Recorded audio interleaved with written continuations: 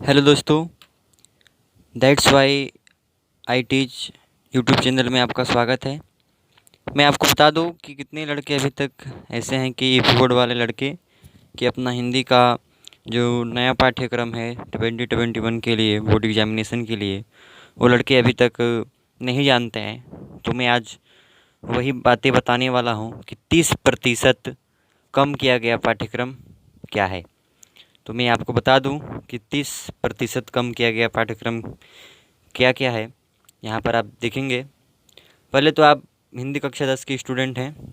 पाठ्यक्रम अंक विभाजन जो है कोविड-19 महामारी के कारण आपको पता है कि 2020 और 21 में विद्यालयों में समय से पठन पाठन का कार्य न हो पाने की स्थिति में क्या हुआ है, 30% पाठ्यक्रम कम किए जाने की क्या है अनुशंसा की गई है। तो यहाँ पर 30% कम किया गया पाठ्यक्रम निम्न है। देखिए यहाँ पर जो गद्य हेतु, जैसे आपको बता दें, आपको हिंदी में क्या आता है, एक गद्य आता है और एक काव्य आता है। तो गद्य, काव्य और जो हम इसको पद भी बोलते हैं, और संस्कृत आता है और संस्कृत में हिंदी व्याकरण आता है। इतना चीज़ आता है ना। तो इनमें क्या क्या कमी किया गया है यहाँ पर बता रहा है आपको। निर्धारित पाठ्यक्रम वस्तु, तो देखिए गद्य हेतु जो आपका गद्य होता है इसमें क्या लिखूँ, जो पद्मलाल पुन्नालाल बख्शी जी हैं ना, जो इनके लेखक हैं, ये नहीं पढ़ना है आपको, ठीक है। फिर आपके पास है ईर्ष्या तू नहीं गई मेरे मन से, ये रामधारी सिंह दिनकर जी द्वारा लिखा गया है। ये भी आपको 2021 वाला जो आप लड़के तैयार हैं बोर्ड एग्जामिनेशन के लिए, वो नहीं पढ़ कर जाना है। पानी में चंदा और चांदा पर आदमी, जयप्रकाश भारती द्वारा लिखा है, ये भी नहीं पढ़कर आपको जाना है। 3 चीज़ आपको नहीं पढ़ना है यहाँ से। और आपको मैं बता दूँ, संस्कृत हेतु जो आप संस्कृत में पढ़कर जाते थे पहले, केन की वर्धते और अनियोक्ति विलासः, यह दोनों आपको नहीं पढ़कर जाना है। मैं आपका हिंदी का 100% तैयारी कराने के लिए यहाँ पर रेडी हूँ। आप सिर्फ मेरे यूट्यूब चैनल को सब्सक्राइब करो। और देखो, हिंदी में सबसे आसान बात है ना कि रिपीट क्वेश्चन बहुत आता है, जो जो पूछ दिया गया ना वही आता है, इससे आउटिंग कभी नहीं आता है। तो मेन मेन जो भी होता है मैं आपको 2 से 3 महीना में अंदर ये पूरा कंफर्म करा दूंगा कि आप कैसे 100% भी हिंदी में ला सकते हो। बस आपका लिखना, राइटिंग और मात्रा पर भाई ध्यान देना, ठीक है। मैं बताने के लिए रेडी हूँ कि क्या क्या पढ़कर आपको जाना है। मैं आपको बता दूँ यहाँ पर इधर काव्य हेतु क्या है। काव्य हेतु सुमित्रानंद पंत जी है, चंद्रलेखन में प्रथम बार ये लिखी हैं, ये नहीं पढ़ना है। महादेवी वर्मा वर्षा सुंदरी के प्रति, ये भी आपको नहीं पढ़कर जाना है, ये आपको पढ़कर नहीं जाना है। माखनलाल चतुर्वेदी जवानी लिखे, ये भी नहीं पढ़कर जाना है। केदारनाथ सिंह जी नदी लिखे, ये भी नहीं पढ़कर जाना है। अशोक वाजपेयी युवा जंगल, ये भी नहीं पढ़कर जाना है। संस्कृत एवं हिंदी व्याकरण की मैं जो बात कर रहा था, इसमें भी आपको समास, संधि, सर्वनाम, धातु रूप, दृश्य पक्ष, ये सर्वनाम में तद युष्मद, संधि में वृद्धि और समास में कर्मधारय और बहुब्रीहि समास, ये नहीं पढ़कर जाना है। ये बहुत अपॉर्चुनिटी बढ़िया है आप लोग की कि इतना चीज़ें आपको नहीं पढ़कर जाना है।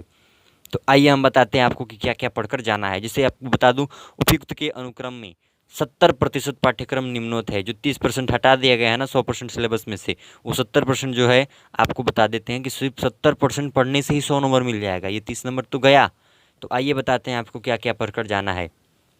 देखिए दोस्तों, नोटिस में लिखा है, इसमें 70 अंकों की लिखित परीक्षा तथा 30 अंकों का विद्यालय स्तर पर प्रोजेक्ट कार्य होगा। आपको 30 अंक जो मिलता है ना, वो विद्यालय से मिलता है, आंतरिक होता है वो आपको मिलता है विद्यालय के द्वारा प्रोजेक्ट कार्य जो कराया जाता है ना वो। तो टोटल कितना हो जाता है 100 पूर्णांक। क्यों? क्योंकि 70 और 30 कितना होता है 100। ये 70 नंबर आपको थ्योरी में लिखना पड़ता है और ये 30 नंबर प्रैक्टिकल होता है। तो अब देखिए इसमें क्या है, गद्य के द्वारा 5 अंक पूछा जाता है और पद के द्वारा भी 5 अंक पूछा जाता है। गद्य हेतु अब क्या क्या पूछने वाली बातें हैं, 6 नंबर का संदर्भ आ सकता है, रेखांकित अंश की व्याख्या और तथ्यपरक प्रश्न जो उसमें लिखा होता है उसी पर आधारित प्रश्न आ जाता है। ये है। फिर यहाँ पर दिखा दूँ मैं आपको, जो काव्य हेतु निर्धारित पाठ्यक्रम है, पाठ्यक्रम वस्तु है, इसमें संदर्भ भी आता है, व्याख्या भी आता है और काव्य संदर्भ भी आता है। और यहाँ 1 नंबर मिलता है संदर्भ के लिए, व्याख्या के लिए 4 नंबर और काव्य संदर्भ के लिए 1 नंबर। ये टोटल हो जाता है 6 नंबर। आपको चौथा नंबर पर क्वेश्चन देखने को मिलेगा, वह है संस्कृत गद्यांश तथा पदांश का संदर्भ सहित हिंदी में अनुवाद। अगर आप संस्कृत देगा गद्यांश और या तो पदांश, इन दोनों में से आप अगर संदर्भ सहित इनका हिंदी अनुवाद कर देते हो तो संदर्भ के लिए 1 और हिंदी अनुवाद के लिए 3 नंबर, यानी टोटल आपको मिल जाता है 4 नंबर। फिर आता है 5वां नंबर में निर्धारित पाठों के लेखकों एवं कवियों के जीवन परिचय की रचनाएं। देखो जीवन परिचय और रचना लिख देते हो तो 3 और 3, ये कवि के लिए होता है और एक लेखक के लिए, तो ये कितना हो जाता है 6 नंबर हो जाता है। फिर और मैं आपको बता दूं, संस्कृत के निर्धारित पाठों में कंठस्थ एक श्लोक जो प्रश्न पत्र में ना आया हो, जो प्रश्न पत्र में जो आता है उस वाले श्लोक को आपको नहीं लिखना है और आपको अपने मन से एक श्लोक लिखना है। अगर आप वो लिख देते हो तो सिर्फ 2 नंबर। ये बहुत हलवा है, आपको मैं बता दूं, बहुत आसान है, क्योंकि ये तो आसानी है ना भाई। श्लोक कोई भी लिख देना है अपने पाठ्यक्रम में जो है, तो 2-3 श्लोक हो तो इसमें से आप एक याद कर लोगे, या 2 कम से कम 2-2 लाइन का याद करोगे तो एक आएगा तो उसको मत लिखना, जो नहीं आएगा उसी को लिख देना, 2 नंबर आपका तय हो जाएगा। फिर ये कह रहा है संस्कृत के निर्धारित पाठों पर आधारित 2 अति लघु उत्तरीय प्रश्नों का संस्कृत में उत्तर। संस्कृत जो पाठ आपको है ना, उसमें 2 चीज़ नहीं पढ़ना था, इधर में बताया था, उसमें कुछ पाठ है अभी भी पढ़ना है, तो आपको 2 नंबर मिल जाएगा, 2 उत्तर देना है। अति लघु होता है, बहुत ईजी होता है, आसान है, आप उसको भी कंप्लीट कर लोगे, मैं जानता हूँ। अब आता है काव्य संदर्भ के तत्व। देखिए काव्य संदर्भ के तत्व से आपको मैं बता दूं 6 नंबर का टोटल आता है। 2 आता है रस के लिए, 2 आता है अलंकार के लिए और 2 नंबर आता है छंद के लिए। रस में क्या पढ़ना है, हास्य रस और करुण रस की परिभाषा और उदाहरण और पहचान। मैं इसको ट्रिक से बताऊंगा आपको, 100% गारंटी है, ट्रिक से आपको पता चलेगा कि काव्य जो रस होता है इसको कैसे पहचाना जाता है, इसका उदाहरण कैसे याद करना है और परिभाषा भी। अलंकार भी होता है, अर्था अलंकार पढ़ना है, उपमा रूपक उत्प्रेक्षा, ये भी मैं बताऊंगा ट्रिक के द्वारा ही। छंद है सोरठा रोला लक्षण उदाहरण पहचान, इनमें पढ़ लेना है। तो ये 2 नंबर, ये 2 नंबर और ये 2, हमारा 6 नंबर कंप्लीट हो जाता है और ये तो कभी छूटता ही नहीं है भाई। 8वां है हिंदी व्याकरण, शब्द रचना के तत्व।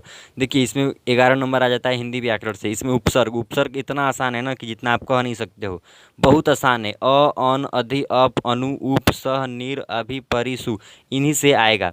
तो इनमें का मैं 3-3 क्या 10-10 बता दूंगा, आप बनाना सीख जाओगे, फटाक दे बनाओगे। प्रत्यय ये तो और आसान है, आई, त्व, ता, पन, वा, हट, वट, ये वाला पढ़ना है, ये भी बहुत आसान होता है। समास, समास दंड और द्वंद्व ही पढ़ना है, तो ये भी बहुत आसानी हो गया, क्योंकि आपको उसमें से समास कितना कम हो गया था, आपको बताए थे। तत्सम शब्द भी अभी बहुत आसान है। प्रवाची तो आपको याद कर कर ही जाना है बस। ये 11 नंबर समझो कंप्लीट। ये कहो तो मैं अभी वीडियो इसको बनाकर कल से या 2 दिन बाद मैं इसको पढ़ाना स्टार्ट करूंगा, लेकिन मैं सोच रहा हूँ एक लाइन से पढ़ाऊँ, ठीक है। लेकिन ये बहुत आसान है, 11 नंबर ये छोड़ना ही नहीं है, पेपर में करते समय पहले इसको ही उड़ाओ, बहुत आसान है। 9वां संस्कृत व्याकरण एवं अनुवाद। इसमें क्या हो जाता है, अनुवाद करने में थोड़ा लड़के को दिक्कत हो जाता है, क्योंकि इसमें इंग्लिश में आप क्या करते हो, ट्रांसलेट कर लेते हो ना, तो इसमें थोड़ा दिक्कत यही होता है कि अनुवाद करने में कठिनाई होता है। लेकिन फिर भी इसमें मेन ये है कि रिपीट होता है, तो उसी को मैं बता दूंगा और आप उसको जान कर क्या कर दोगे, उसको भी आसानी से लिख लोगे। ये पढ़ना होता है इसमें, ठीक है। निबंध रचना तो आपको भाई करना पड़ेगा। आपके पास क्या क्या इतना दिन में सीखे हैं आप कि कैसे राइटिंग बैठाकर निबंध लिखना है। जैसे वैज्ञानिक पर हो गया, सामाजिक पर हो गया, धार्मिक पर हो गया, सांस्कृतिक पर, आर्थिक समस्याओं पर, इन सब पर, जनसंख्या हो गया, स्वास्थ्य, शिक्षा, पर्यावरण, यातायात के नियम पर आधारित क्या हो जाएगा, इसी के विषय पर क्या देता है, निबंध रचना के लिए 6 नंबर देता है। तो लड़के के पास अगर हेडिंग है बढ़िया VIP, तो हेडिंग पर ही नंबर मिल जाता है। अगर लड़के उसमें अच्छे अच्छे बातें अपने आप से समझ कर लिख देते हैं। तो खंड काव्य, यह तो चरित्र चित्र पर आधारित होता है, घटना पर और कथा वस्तु होता है, जो कि 3 नंबर आता है और ये सबसे आसान होता है। इससे आसान कुछ नहीं है। पूछो क्यों, क्योंकि इसमें जिला स्तर पर दिया जाता है कि देवरिया जिले वाले लड़के को ये पढ़ना है, जो महाराजगंज वाले हैं उनको ये पढ़ना है, मतलब अलग अलग डिस्ट्रिक्ट के लिए ये बटा होता है। तो एक ही डिस्ट्रिक्ट हम लोग का देवरिया जिला, तो इधर से हम 3 मेवाड़ मुट्ठी वाले देखते हैं, सिलेबस में दिया होगा उसी को बता देंगे और आपको उसमें भी 3 नंबर एक तय हो जाएगा। मैं आपको बता दूँ, हिंदी में 90% सिलेबस सबसे 90% लाना सबसे आसान है। अगर आप वो भी 10% और लाना चाहते हो जो 100 कर देगा, तो उसके लिए थोड़ा सा तो मेहनत करना ही पड़ेगा भाई। और ये तो सबसे हलवा है। और आप समझ गए हो कि आपको क्या क्या पढ़ना है और कैसे नंबर आपको मिलने वाला है, और आपको क्या नहीं पढ़ना है आप ये भी समझ गए हो। ये सब चैप्टर देखना बंद करो अब, और ये 2 चैप्टर भी हटाओ, बाकी अब आप इसी पर फोकस करो। अब मैं आज बता दूं कि आज का पहला वीडियो रहेगा हिंदी गद्य के विकास का संक्षिप्त परिचय, 5 नंबर का आता है और मैं इसको बताने वाला हूं।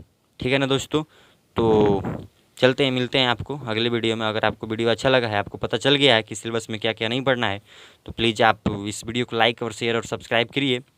और देखिए, अगर आप चाहते हो कि हिंदी में सच में लाना, तो आप बताओ, मेरे को कमेंट करो कि सर आप बिल्कुल बनाइए, अवश्य वीडियो में देखूंगा आपका, और लाइक शेयर और सब्सक्राइब आपका चैनल को कर दूंगा। और पक्का है कि आप जिस तरह पढ़ाओगे उससे मेरा नंबर आएगा, तो मैं बनाना स्टार्ट कर दूंगा।